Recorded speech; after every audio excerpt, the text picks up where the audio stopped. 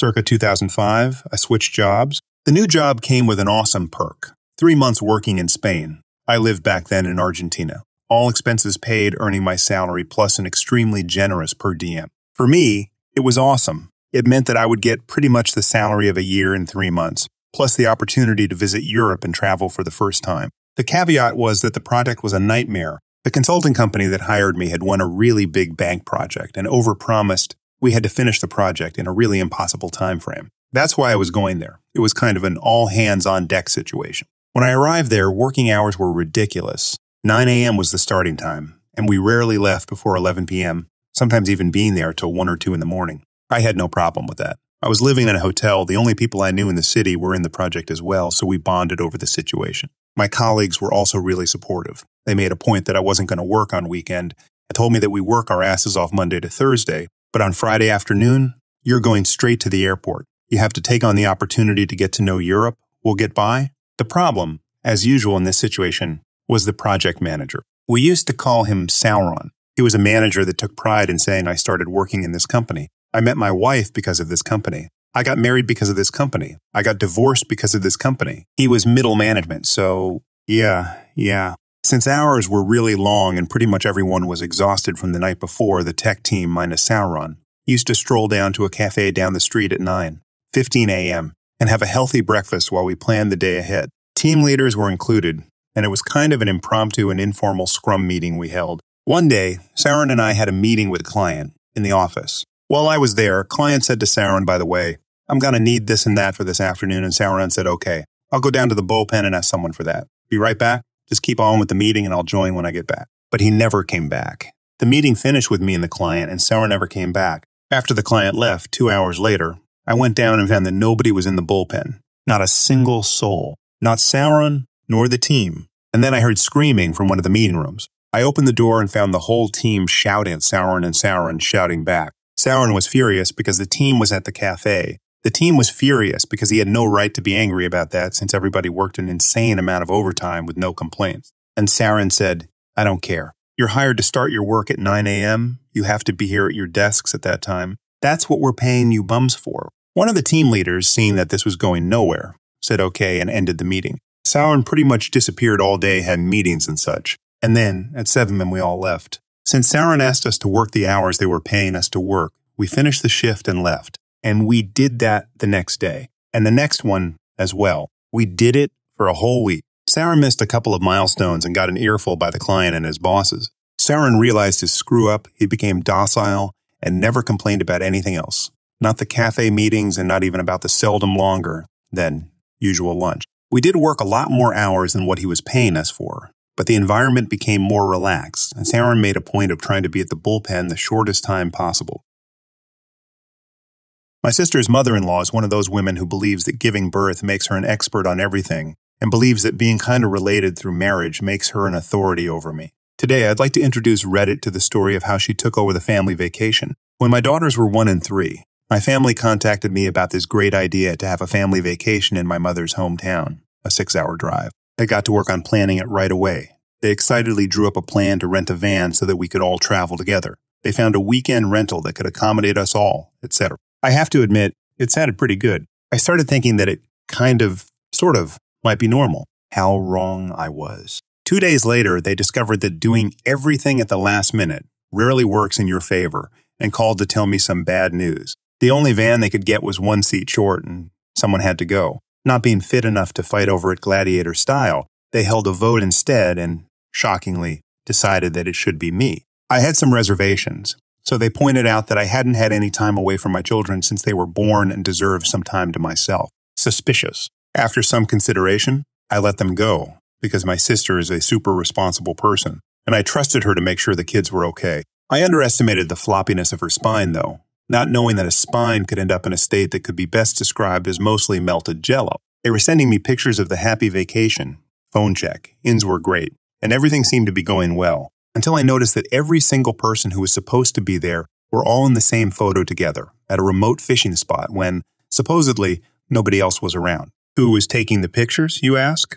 Well, it was Dark Helmet. She had decided that there was no way that she could be away from her 3 grandbabies for a little over 48 hours. She'd rather die, and demanded to go. When they added Dark Helmet's husband and son's votes to those of everyone in my family, except me, it was a 9-0 decision in her favor. I thought I would cosplay at being a sensible adult and not start anything while they were still vacationing, and enjoy the rest of my time off. You didn't think it would end there, did you? They needed to drop my children off in enough time for them to get ready to go for a scheduled visitation with their father, and were running a little late. I went outside to meet them, ready to swoop in and make sure they were presentable. They pulled up in my parents' car, a 5-seat sedan. It had 6 adults and 5 children in it, and there were no car seats in sight.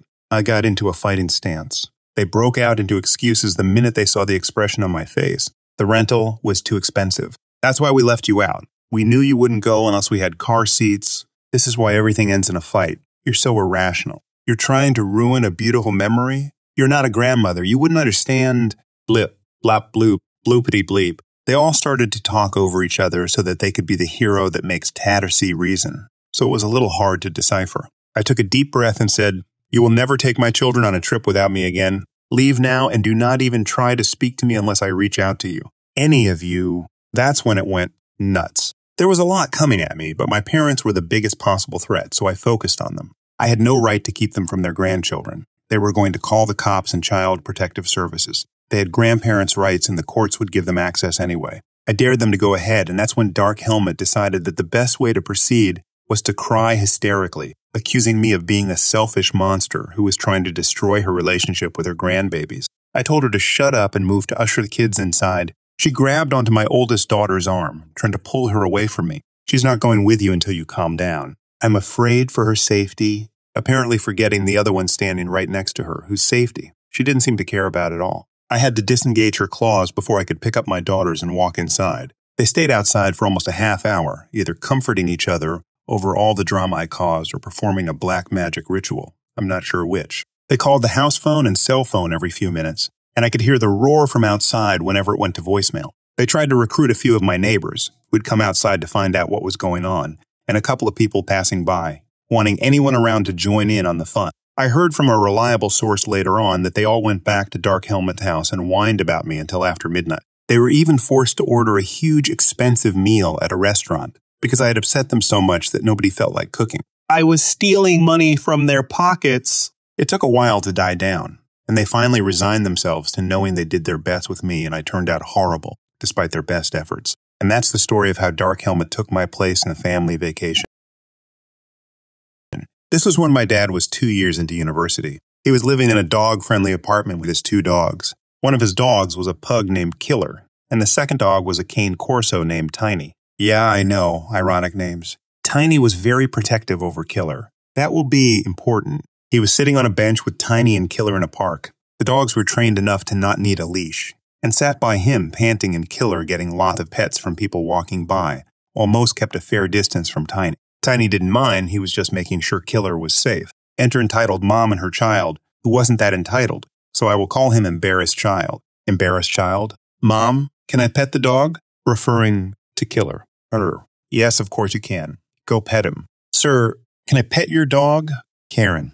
"Oh, you don't need to ask." "You are so polite." My dad. "Yeah, of course you can." Karen says to my dad, "That big dog you have there, I'm sure your smaller and cuter one is scared of him, and my son wants a dog, so how would you feel if we took the small one off your hands?" My dad. "Excuse me?" Embarrassed Child. "Mom, be quiet for a second. So would you let us take that cute dog?" My dad interrupts her. "No, I won't. That big dog isn't scary at all. To be fair, that smaller and cuter dog is more aggressive. Now please leave my dogs and I alone." Embarrassed Child. "Come on, Mom. I'm hungry." "Okay, darling. I'm so sorry you had to be near that mean man." My dad rolled his eyes and then went to throw away his plastic water bottle at a nearby trash can. Before he threw it away, he saw out of the corner of his eye Karen bent down. She came back up and started walking away. He heard Killer bark, and then heard Karen, the Embarrassed Child, yell. My dad turned around to see Tiny nipping Karen's leg. He then dropped Killer and both ran towards me. "Karen, your dog tried to kill me. I'm getting the police. They are going to shoot your dog. Do it then. I'm sure you can justify how you attempted to kidnap my dog." She ran over to a phone booth by the bathrooms, and my dad heard her scream something like, "My son and I were attacked by a man and his murderous hound." 5 minutes later, a police officer came. Karen showed the ripped fabric and pointed at Tiny. The officer came over, and that's when my dad knew Tiny wasn't going to be shot. My dad's brother and my uncle were the police officers, and he came over asking if it was true that his murderous mutt attacked and tried to kill her. My uncle loved Tiny and Killer and knew how protective Tiny was and how he wouldn't do anything like that unless he had to. My dad explained to him what happened, and a man nearby told my uncle what he saw. The officer went back to Karen, asked her something, and stepped inside the phone booth himself. A few minutes later, a man ran towards the embarrassed child. My uncle then handcuffed Karen. What? You can't arrest me? My uncle, you have the right to remain silent. The man walked with the embarrassed child to my dad. The man, embarrassed husband. I'm sorry my wife was like that. She's always been like that to people, but thanks to your actions, I'll probably get full custody over my kid. Embarrassed child. I'm sorry too. If I didn't pet your dog, my mom wouldn't be that crazy. My dad tells him, Kid, none of this is your fault. My dad tells that story in every family reunion. My uncle and he laugh the most, and it's become a family inside joke. Be careful or demon lady will steal this or that. Late last year, I started fostering a girl, and yeah, things went great. We talked, and she really wants me to adopt her personally. I think that's great, and we have been going through the process of an adoption. But here's where things get sticky. Of course I talked to her before posting this. Yeah, here goes. She has been bouncing around the foster system for the last 7 years. Her mother is doing a long stint in jail, drugs, weapons, charges attempted murder assaults, and the woman won't be up for any sort of parole until my foster is in her mid-20s. But because she still has parental rights, the adoption process has hit a standstill. She has not once written a letter, not a single call, nothing in truth. She basically forgot about the kid, and it breaks my heart. That's why I want to fully adopt her, so she knows she has a family. We're going to call my foster child Kate. So Kate took the initiative to contact her biological mom and tried to tell her what she wanted, and she told her to bring me to the prison for a visit to discuss it and do the paperwork. We took the 5-hour drive to the correctional facility where the woman is held and went through the visitation process. Here's the sad part. The woman didn't care about talking to her kid, not one bit. All she said to her, "So how much are you going to pay me?" The absolutely horrible person wants me to fill her prison store account to the maximum. If roughly $10,000 is the max. Now it's not about the money for me. I don't care about the money. It's more about the principle. Like, who tries to sell their kid like that? She's your flesh and blood. Since she's been with me, the kid has done a complete turnaround. She has dreams for the future. She's 13. She wants to go to university, and I've made sure she's had opportunities that she would never have had. I got her enrolled in one of the best private schools in the province. There's 2 teachers per class with a max class size of 10 students. Update. I made a post a few days ago about my hopefully soon-be-adopted daughter, Kate. How her biological mom is doing a long stint in a correctional facility and has not been in contact with her for about 6 years and basically disowned her when she went in. She tried to get me to fill her jail account with $10,000, the legal max to sign away her parental rights. So I went the day after I posted and talked to the Children's Aid Society, and as expected, they were no help. They just suggested that they should just move Kate to a different home again. She's been moved around every few months since she was 7. It's ridiculous. I found my sister and mom a family lawyer a while back to go after my dad for paid child support, and she won, and my sister got a $60,000 payout. I called him, and he took me on. He was so disgusted at the situation, he was like, "No, I am taking this case on pro bono." Let's just say I love this man so much for what he has done in 2 short days. He already contacted the prison system and is going through the process of getting all recordings that were made of us in the meeting room. He went on to contact the biological mom, and her province provided legal representation.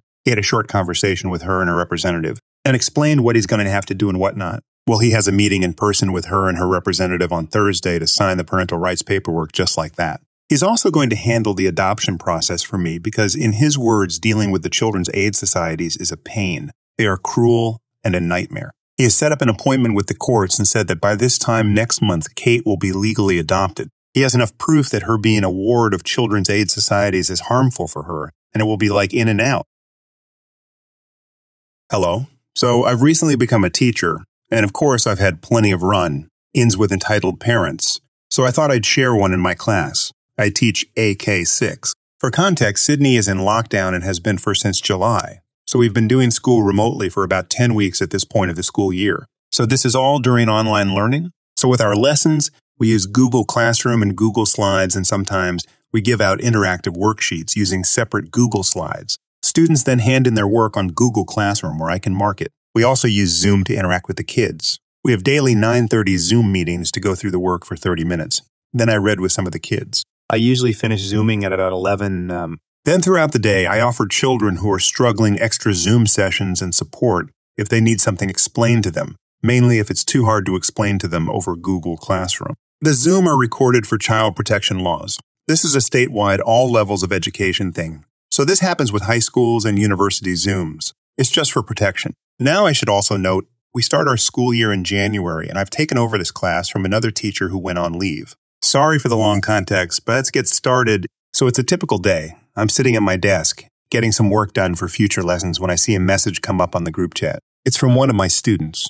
She's really sweet. She's struggling to submit work. So I hop into a Zoom, and I spend about 20 minutes going over how to submit work and walk her through it so she understands for next time. So the next day, I again got a message from the student asking for help. So I hop into a Zoom again and go through it with her again. Sometimes kids need clarity. My students are 8, 9. So next day, guess what happens? If you guess the student needed help, you get a star on your star chart. So again, I hop into a Zoom a third time, but this time, the mother is there. This time, she seems a bit frustrated at me for not showing her daughter how to submit when I tell her we have been doing this for 2 days already. She looks at her daughter, then says, "Well, obviously your instructions aren't good enough for my daughter. Can't you be more clear?" Now, when you work with young children, they aren't going to get something first. I get that. Sometimes they need a few times to get it right. I explain this to the mother, and she is a bit irritated and says to me, "Well, explain it to me so I know how to do it." So I walk them both through how to submit work, and we end it there. So the next day, I have this student in one of my reading groups. Now she was meant to leave the reading group, but obviously didn't do it right, and she was still in the meeting with her mic on. I was still talking to another student and their nice mom and going through work when we both heard this conversation. For your information, I was screen sharing and didn't realize she had her mic on as I wasn't paying attention, more focused on explaining entitled Mother. So how did it go? Good. I love the book we read. Was he doing a good enough job? I need to talk to the principal. Something has. I was able to finally mute her and kick her out of the meeting before she realized I could hear her. I apologized to the nice mom and kids still in the meeting and moved on. So the next day, I got a phone call from my principal. Now my principal is a fantastic man. He defends his staff and treats them with absolute respect. So he calls to tell me that he got a complaint about me. He explained what the complaint was and was following up with me. Now, if you guessed the complaint was from the entitled mother, you get another star on your chart. So he explained to me that the entitled mother said I was very unhelpful with her daughter. I was constantly unavailable. And when I did help, I was rude, standoffish to her and her daughter. I constantly kick her out of Zoom meetings because I don't like her and I should be fired. And the old teacher return. Now, my principal, the absolute legend, said he would investigate the matter and get back to her. He's not one to believe everything without getting all the facts first. So I explained my side of the story and told him the entire story, the mother being irritated during Zoom 3, the conversation that was heard and explained why I kicked the student out of the meeting. We then went through the recordings and we clarified that my side was entirely true. My principal thanked me, explained to me that this isn't the first time she complained. She did this last year during remote learning, and when the students got back, he just figured she liked the old teacher better, who admittedly is an amazing teacher and probably doesn't like newly graduated teachers. Her teacher last year was a new grad teacher too. He also told me it was a good lesson for me on how crazy some parents can be, so he said he'd ring her back and deal with her. I later heard from the principal it was all dealt with and I didn't need to stress. He's a top bloke. This is long but needs to be told and was the darkest time in our lives. My husband and I met almost 11 years ago. At that time, he had not known where his only son was and not seen him for 2 years. Before the disappearance, hubby had been involved daily in taking him to daycare and even the mom to work, until her boyfriend was arrested and transferred to another state for charges he had there. Hubby sold his motorcycle to help her pay bills, but instead she packed up and took off to use that money to bail him out and live in the state he was transported to. He tried for months talking to her parents, but they claimed they didn't know anything. We married right before his deployment, and I decided to start a search, hoping he'd be allowed contact with his son before deploying. Was able to find her and discovered she was back in state and had abandoned their child with her parents. She allowed him visitation, only if we paid for his birthday party at Chuck E. Cheese, so we did this gladly. My husband remained in contact daily until his deployment overseas. He continued to try calling when he had access, but they would not answer and eventually changed their number again, so he no longer had access. We'd find out later that they were also telling him his daddy didn't want anything to do with him. I continued to monitor her social media and right before hubby's return discovered that she had several charges in different counties and was on the run, so as soon as he returned stateside, we filed custody. We also discovered she had abandoned her infant with her brother in another state. as her parents refused to take him and had called KPs to pick him up. They only wanted the child she had with my husband because he was paying support. Through this process, I had been angry at my husband because he never fought for his rights. But what I learned, and what most men feel, is that he believed he had no rights and done whatever they wanted. He and his family would have to pay support in order to have any type of visitation with Social Security. He didn't know that he could go to court and file for his rights, as most men don't. The grandparents were both druggies who eventually dragged their daughter into it, and they tried pawning her onto my husband because her habit had become too much for them. When he discovered their lifestyle, he left, and she showed up a few months later pregnant. At the time of filing for custody, they awarded the grandparents temp custody during transition, because the mother was a wanted fugitive and could not be involved. Our state doesn't even allow grandparents' rights, but judges here will give custody to grandparents before they give it to a dad, because they want the government funding they get from collecting child support from dads. We went through a year and 3 months battling a judge that hates men, and straight up told my husband his military career made him look unstable, so she'd never turn over custody to him. So he gave up his military career. In this year and 3 months, these people would break every court order put in place and have zero responsibility for them. They wouldn't use a car seat. They were doing drug deals around him. He stayed sick due to the cigarette smoke in the house. They refused legal visitation time and took off out of state to hide him. They wouldn't take him to school. They allowed the mother to be in the home, even though there was a no-contact order in place for her. Being determined and maybe a little psycho when it comes to my kids, I'd managed to find things our attorney could not. We discovered he didn't have a bed there because they had too many people living in the home. We found he had Instead at one point, which caused Capier's involvement. They were abusive to their other grandson, calling him names and beating him when they'd visit because he was autistic.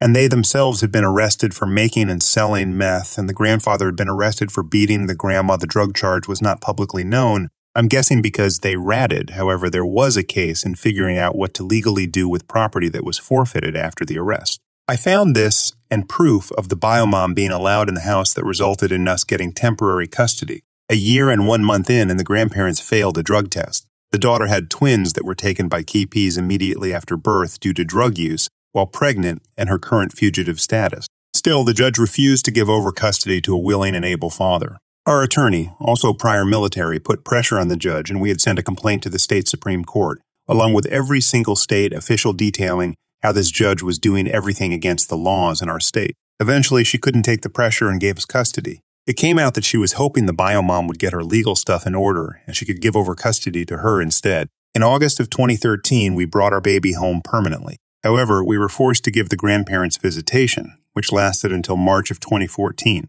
They continued smoking around him, making him so sick he wound up on multiple medications. They took him to do drug deals, which he told his counselor about, and also told him he wasn't my husband's son, and they were going to get custody back, resulting in lots of nightmares. They'd also been telling him my husband never loved him or had anything to do with him, which took weeks in counseling and pictures proving otherwise. They put this boy through hell. His teeth were rotted out of his head, and at 4 and 5, he spent his life in front of 2 TVs with cartoons and video games. He only ate fast food and pop and was too weak to pedal a bicycle. He watched his mother get beat and a knife to her throat, and then she'd disappear for hours to go do drugs, leaving him at 3 to care for an infant. They mentally abused him and used him for child support. The last time he came home reeking of cigarettes so bad it threw my older daughter into an asthma attack, and that ended their visits. The things they told him and done have trickled out through the years. He remembered one of the times we were refused visitation was because she had taken him and hid in a hotel. He watched her steal things from stores, and she was arrested 4 times at their house through all of this.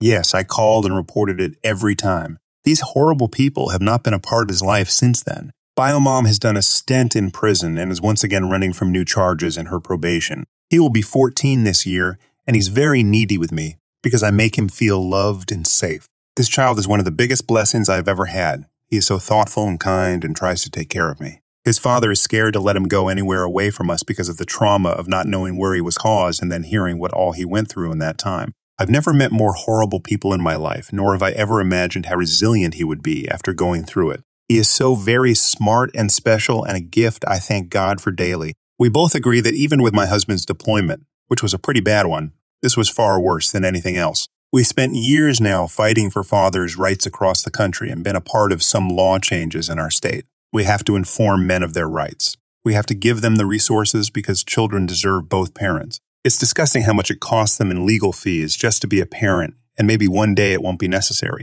We have people working on the government level to change the laws that created this inequality. My husband is an amazing father.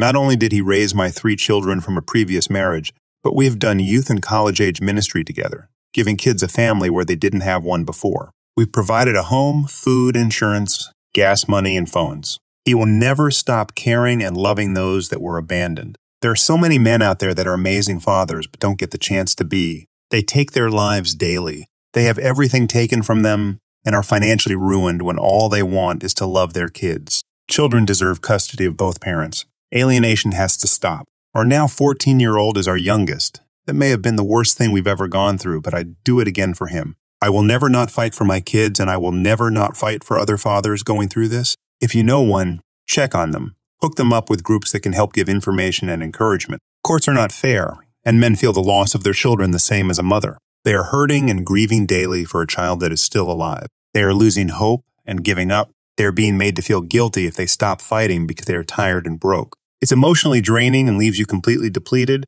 These men eventually believe that it would be better for their kids if they walk away. They don't want them in the middle of the fighting anymore. Maybe the ex and judges convince them they are not worthy, so their kids would be better without them. Been working at this job for some years when I got a new manager. A month or so into her working there, she came into my office and told me I wasn't allowed to work overtime anymore. And if I have any issues, we can discuss it. The way she said it sounded like she was expecting this to really hurt me. I sent an email to confirm the conversation we had, and her response basically said, "Correct, no more time theft." I didn't really like that accusation. I usually stay a little late by 30 minutes at most to finish up projects. A lot of projects come in last minute and other managers were thankful for my help. So I quit staying to finish projects and wouldn't start a new one if there wasn't enough time. No real issues, but some projects started falling through the cracks. I let the other managers know my manager told me no more overtime and I'm just following orders. Fast forward barely a month later. As I'm leaving for the day, she rushes to me asking if I can work on, you guessed it, a last-minute project. It's potentially worth millions. I explained how I've got plans and I'm not about to be a thief. Next day was too quiet. In the afternoon, I get a request to have a meeting with my manager and her. Usually you get a written complaint beforehand, so I'm still a little off guard. I could at least be a little prepared. At the meeting, my manager reads off grievances like it's an intervention. She frames it like I have antisocial behavioral issues, insubordinate, and I don't go the extra mile. If you let her keep going, I wouldn't be surprised if I was somehow to blame for the company not reaching its goals. When she finally finished, she had to have started writing that the night before and into the next day. I asked if it's okay if I had my say. I pointed out a lot was just her opinion, and I'm overall well-liked. I always do exactly what she says. However, my manager likes to constantly move projects around while I'm working on them, and I'm not allowed overtime. She denies ever saying this, so I forward the email to her. My manager then starts backtracking. She didn't mean it permanently. Takes me off the call a bit. When they come back, it's just her and I start by saying I'm not signing anything. They tell me let's agree to disagree. This has been one big miscommunication, and they appreciate all the work I do. I asked to confirm if this was going to be held against me in any way, and they said no. They went on to say if I can stay late sometimes, great, but it's also okay that I leave after my 8 hours. My manager later quit in less than a year.